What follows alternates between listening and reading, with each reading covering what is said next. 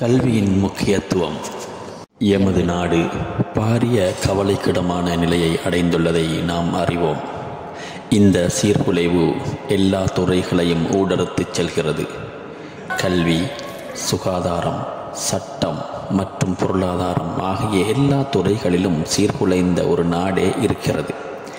ஆகவே சீரழிந்த எமது நாட்டை கட்டியெழுப்புவதற்கான எதிர்காலம் இழக்கச் சேவிக்கப்பட்டுள்ள எமது பிள்ளைகளின் மற்றும் வாழ்க்கையே இல்லாத நிலைக்கு இட்டுச் செல்லப்பட்டுள்ள எமது பிரஜைகளின் வாழ்க்கையை மேம்படச் செய்வதற்கான ஒரு பாரிய பொறுப்பு எம் அனைவருக்கும் இருக்கிறது.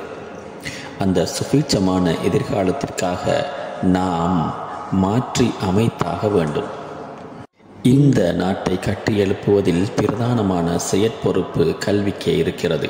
அண்மை காலமாக முன்னேற்றம் அடைந்த நாடுகளை நாங்கள் எடுத்து பார்த்தால் அத்தகைய ஒவ்வொரு நாட்டிலும் அந்த நாடுகளை முன்னேற்றுவதற்கான பிரதான பங்கினை வகித்தது கல்வியேயாகும். செங்கல்லினால் கட்டப்பட்டிருந்த உரோமபுரியை பளிங்கு கற்களால் முழு நிறைவு செய்ததாக ஆகஸ்டஸ் பேரரசன் பெருமிதத்துடன் கூறினார். அதிக விலைக்கு இருந்த கல்வியின் விலையை குறைப்பதாகவும், மூடப்பட்ட புத்தகமாக எங்களுக்கு தென்பட்ட கல்வியே திறந்த ஆவணமாக மாற்றியதாகவும், தனவந்தர்களுக்கு மாத்திரம் மரபுரிமையாக இருந்த கல்வியை பாமரர்களின் மரபுரிமையாக மாற்றியதாகவும் பெருமிதத்துடன் கூற கண்ணங்கராவாலினால் இயலுமாக இருந்தால் அந்த சுய வர்ணிப்பு ஆகஸ்டஸ் பேரரசின் வர்ணிப்பை விட எவ்வளவு மேலானது. அதாவது வரம்புகள் விதிக்கப்பட்டிருந்த கல்வியை, மூடப்பட்டிருந்த புத்தகத்தை, ஒரு சமூக குழுவிற்கு மாத்திரம் கல்விக்கான கதவு திறக்கப்பட்டிருந்த நிலையில் அந்த புத்தகத்தை பிரித்து புரட்டி பாமரர்களுக்கும் கல்விக்கு அவசியமான கதவுகளை திறந்துவிட முடியுமானால் அது உரோமபுரியை பளிங்கு கற்களால் முழு நிறைவு செய்ததாக கூறப்படுகின்ற உன்னதமான கதையை விட தலை சிறந்ததாக அமையும். அதன் அர்த்தம் என்ன? இந்த நாட்டை கல்வியின் மூலமாகவே முன்னெடுத்துச் செல்ல முடியும் என்பதல்லவா என கண்ணங்கரா அவர் நினைத்திருந்தார். சிங்கப்பூர் பிரதமர் ஒரு கட்டத்தில் கூறினார், சிங்கப்பூர் கொண்டுள்ள ஒரே வளம் மனித வளம் மாத்திரமே என்று.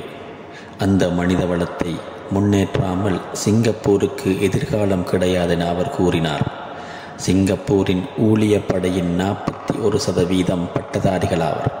ஊழியர் படையின் 21% தொழில்சார் டிப்ளோமாதாரிகளாவர். ஊழியர் படையின் 63% ஒன்றில் பட்டதாரிகள் அல்லது டிப்ளோமாதாரிகள். இலங்கையின் உழைப்பு படையின் 15%-னரே அந்த தகமையை கொண்டிருந்தார்கள். எனவே எமது நாட்டின் எதிர்காலம் எந்த அளவு முன்னேற்றகரமான மனித வளத்தை கொண்டுள்ளது என்பதிலேயே தங்கியுள்ளது. 2017 ஆண்டிலே பல்வேறு குற்றச் செயல்கள் தொடர்பில் 99,000க்கு கிட்டிய எண்ணிக்கையுடையோர் விளக்கமறியலில் வைக்கப்பட்டுள்ளார்கள். இதில் 83% காபோத சாதாரண தர வகுப்பை விட குறைந்த தரத்தைச் சேர்ந்தவர்கள். 64% 8ஆம் வகுப்பிற்கு குறைவானவர்கள். கல்விக்கும் குற்றச்செயலுக்கும் இடையிலான தொடர்புதான் அதன் மூலமாக எமக்கு வெளிக்காட்டப்படுகிறது. கல்வி அறிவு இல்லாவிட்டால் குற்றச் செயல்களில் ஈடுபடுவதற்கான போக்கு அதிகமானதாகும். அதனால் தான் குற்றச்செயல் புரிபவர்களில் 83% காபோத சாதாரண தர வகுப்பை விட குறைந்தவர்கள். எமது நாட்டில் போதைப் பொருளுக்கு அடிமையானவர்களில் 100க்கு 74% 8ஆம் வகுப்பிற்கு குறைந்தவர்கள். எனவே போதைப் பொருளுக்கும் கல்விக்கும் இடையில் ஒரு தொடர்பு நிலவுகிறது. எமது நாட்டில் வறுமை கோட்டினை கீறினால் அதுவும் கல்வி அறிவின்மையும் ஒரே சீராக பயணிக்கிறது. வறியவர் என்றால் கல்வியறிவு அற்றவர், கல்வியறிவு இல்லையேல் வறியவர்கள். எனவே இந்த வறுமை நிலை பற்றி பிரச்சனையின் போது நாங்கள் கிராமிய வறுமை நிலையிலிருந்து மீட்ப பெறுவதானால் அதற்கான பாதை கல்வியூடாகவே வரையப்பட்டுள்ளது. குற்றச் செயல்களை குறைப்பதற்கான பாதையும் அவ்வாறே. சட்டத்தையும் ஒழுங்கையும் உருவாக்குவதற்கான பாதையும் அவ்வாறே. போதை பொருளற்ற நாடு, கல்வி மூலமாகவே, செல்வந்த நாடும் கல்வி மூலமாகவே. எனவே எமது நாட்டை முன்னெடுத்து செல்லக்கூடிய மிக முக்கியமான ஒரு கருவி கல்வியாகும். உலகின் பெரும்பாலான நாடுகளில் கல்வியினூடாகவே பல பொருளாதார அபிவிருத்தி உபாய மார்க்கங்கள் வகுக்கப்பட்டுள்ளன. எங்களுடைய அயல் நாடான இந்தியாவை எடுத்துக்கொண்டால் அவர்கள் கல்வியிலேயே கருத்தினை செலுத்தியிருக்கிறார்கள். கடந்த வருடத்தில் ஐடி துறையில் அறிவின் பங்கு மிகவும் உயர்வானது. ஒரு சங்கிலியை எடுத்துக்கொண்டால் சங்கிலியை உருவாக்குகின்ற பங்கினை விட தங்கத்தின் பங்கு அதிகமாகும். இந்தியா கடந்த வருடத்தில் ஐடி தொழில்துறையின் பங்கு 253 பில்லியன் ஆகும். 253 பில்லியன் டாலர் பங்கினை அந்த பொருளாதாரம் வகிக்கிறது. அதில் இந்தியா 199 பில்லியனை ஐடி துறையில் இருந்து ஏற்றுமதி செய்வதன் மூலமாகவே பெற்றுக்கொள்கிறது.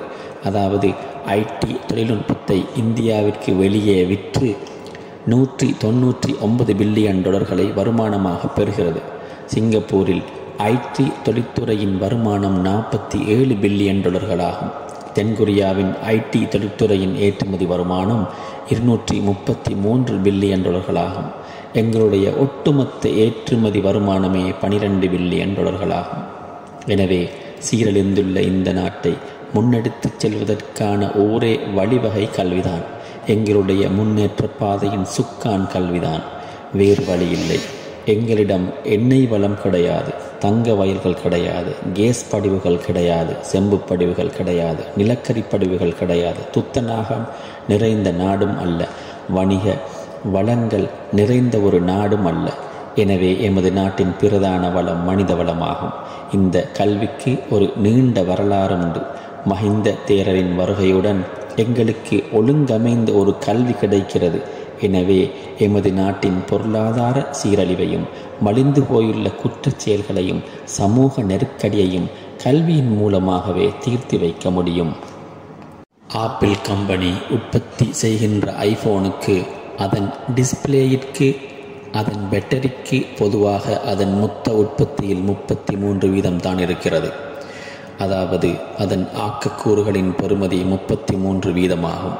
உற்பத்தி மற்றும் ஒன்று சேர்ப்பவர்களின் பங்கு 2.3% ஆகும். விநியோகம் மற்றும் சில்லறை வியாபாரத்திற்கு 3.2%. ஆப்பிள் கம்பெனியின் இலாபம் 154% ஆகும். அதாவது மிக அதிகமான பங்கு அதனை நிர்மாணிப்பவர்களுக்கு, அதாவது அறிவுக்கு கிடைக்கிறது. உலகமே அந்த இடத்தில் தான் இருக்கிறது. உலகில் மிகப்பெரிய போக்குவரத்து நிறுவனம் ஊபர் ஆகும். ஆனால் அவர்களுக்கு சொந்தமான ஒரு வாகனம் கூட கிடையாது. ஆனால் உலகில் இலட்சக்கணக்கான வாகனங்கள் ஓடுகின்ற ஒவ்வொரு வாகனத்தில் இருந்தும் 25% ஊபர் கம்பெனிக்கு கிடைக்கிறது. எதற்காக? ஒரே ஒரு மென்பொருள் முறைமைக்காக. இந்த மென்பொருள் முறைமைதான் அவர்களுக்கு அந்த செல்வத்தை திரட்டி தருகிறது. எனவே உலகின் முன்னேற்றம் புதிய அறிவின் சொந்தக்காரர்களை சென்றடைகிறது. அவர்கள்தான் எதிர்கால உலகம். நீராவி இயந்திரம் கண்டுபிடிக்கப்பட்ட காலத்தில் மிக அதிகமான கப்பற்பலத்தை கொண்டவன்தான் இந்த உலகில் ஆதிக்கம் செலுத்தினான். அடுத்த யுகத்தில் மிக அதிகமான பீரங்கி பலத்தை கொண்டவன் இந்த உலகத்தை ஆதிக்கம் செலுத்தினான். அதன் பிறகு மிக மிக அதிகமான பணபலம் படைத்தவன் உலகத்தில் ஆதிக்கம் செலுத்தினான். ஐக்கிய அமெரிக்காவில் வால் ஸ்ட்ரீட் தான் உலகில் ஆதிக்கம் செலுத்தியது. மிக அதிகமான நிதிபலம் அங்குதான் இருந்தது.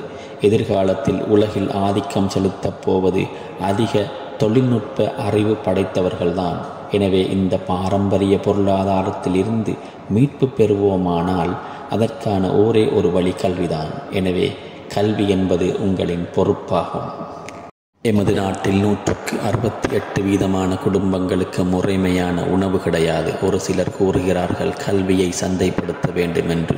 அறிவு என்பது ஒரு வர்த்தக பண்டம் அல்ல. கல்வி இலாபம் ஈட்டுகின்ற ஒரு வழிமுறையும் அல்ல.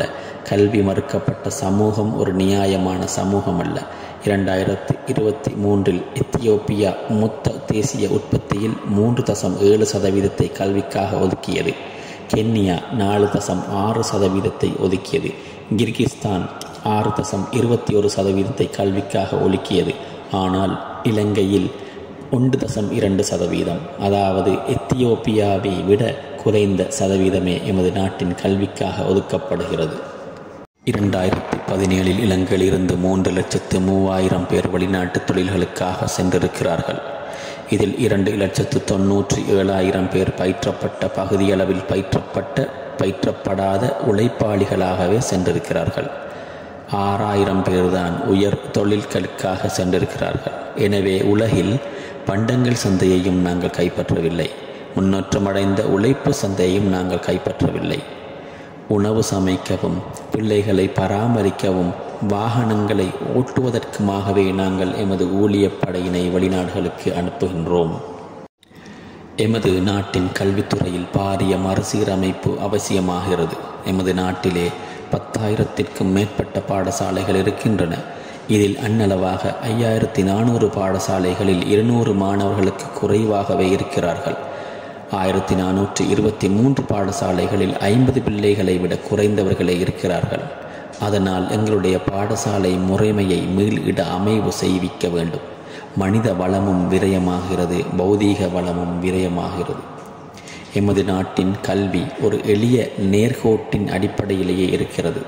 1ஆம் வகுப்பில் ஆரம்பிக்கிறது. ஆண்டு 5இல் புலமல் பரீட்சை, அதன் பின்னர் காப்போத்த சாதாரண தர பரீட்சை, அதன் பின்னர் உயர்தர கணிதம், விஞ்ஞானம், பொருளியல், கலை. எந்த பிள்ளையிடமும் எதிர்பார்ப்பு என்னவென்று கேட்டால் அது கூறுவது மருத்துவர் அல்லது பொறியியலாளர் என்றுதான். சமூகத்திற்கு எல்லா விதமான தொழில்களும் அவசியம். சிகை அலங்காரம் செய்பவர் தேவை, எலக்ட்ரிக் செய்பவர் தேவை, தொழில்நுட்ப உத்தியோகத்தர்கள் தேவை, சாரதி தேவை. இல்லாவிட்டால் சமூகம் சமநிலை அடைய மாட்டாது. எனவே கல்வி என்பது ஒரு நேர்கோட்டு பாதையில் அமைந்து விடக்கூடாது. ஒவ்வொரு பெற்றோரினதும் ஒவ்வொரு பிள்ளையினதும் எதிர்பார்ப்பு ஆரம்ப பட்டப்படிப்பாக இருத்தல் வேண்டும். எனினும் உலகிலேயே ஆரம்ப பட்டம் என்பது ஒரு அடிப்படை கோட்பாடாக மாறியுள்ளது. ஆனால் இன்றைய உலகத்தில் அதற்கு அப்பால் சென்று பட்டத்தின் பின்படிப்பு அவசியமாகிறது. கோட்பாட்டினை நடைமுறையில் பிரயோகித்து பார்க்க பட்டப்பின் படிப்பு அவசியமாகிறது. வெளிநாடுகளில் பெரும்பாலான பட்டப்பின் படிப்பு நிறுவனங்கள் மீதே கவனம் செலுத்தி வருகின்றனர். எனவே உமது பிள்ளைகளின் எதிர்காலமும் நாட்டின் எதிர்காலமும் உங்கள் கையில் தான் இருக்கிறது. Share and subscribe.